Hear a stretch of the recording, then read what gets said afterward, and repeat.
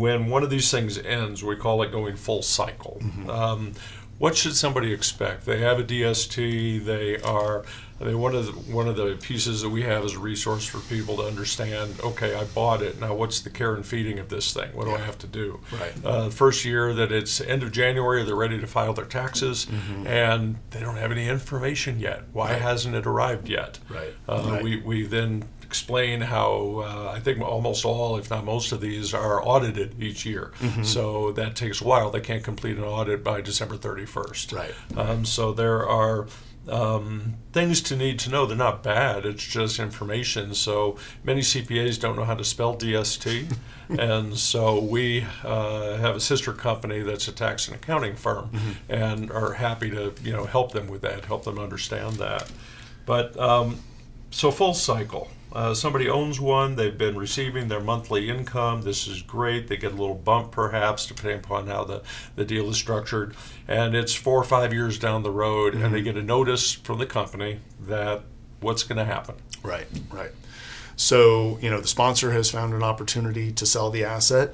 I think that's another good question when it comes to, doing due diligence on a sponsor is what is the business plan?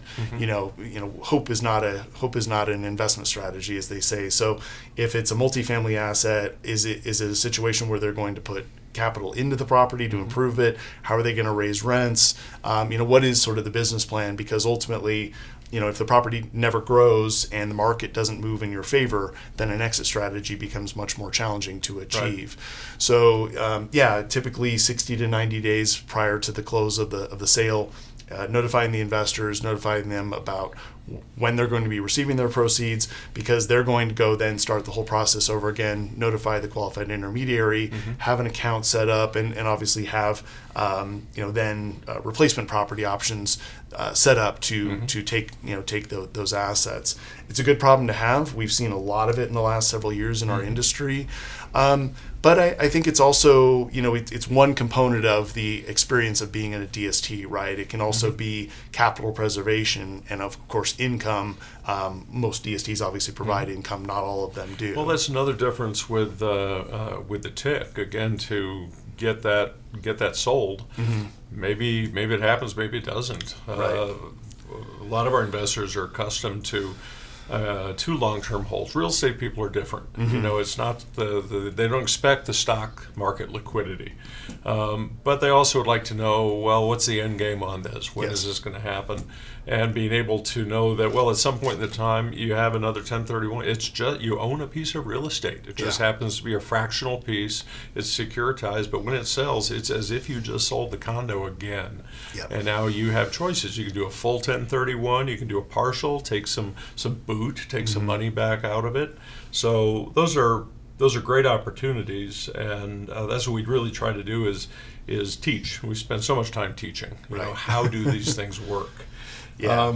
And also, to recognize that, the tax liability that you had 5, 10, 15, 20 years ago in terms of that deferral that you've been enjoying by doing the 1031 exchange, that's all going to continue. And in some cases, you may have additional capital gains as well as additional depreciation recapture. So the rationale for doing another 1031 exchange in the future might be even greater than it was originally when you got into this process. Unfortunately, the only way to truly get a step up in basis is to pass away or swap till you drop, as we say. So in many cases, it's more about just keeping that investment intact and continuing to defer the taxes. Now, after generally, again, no bright lines, but if you did have an LLC, there was a family corporation that owned a property, you did a 1031, I think it's safe to say most tax advisors will tell you that after 2 years is a fairly safe period of time, because life happens, people's plans change. Right. And so if you had that, after about 2 years, you could make a change. You could break that out, change the ownership, make it a partnership or joint tenants or tenants in common. Yeah, retitle it. Absolutely. Retitle it however you want. Yeah. And the sponsors will help with that. I mean, it's some paperwork fees, but otherwise it's can be very helpful with estate planning.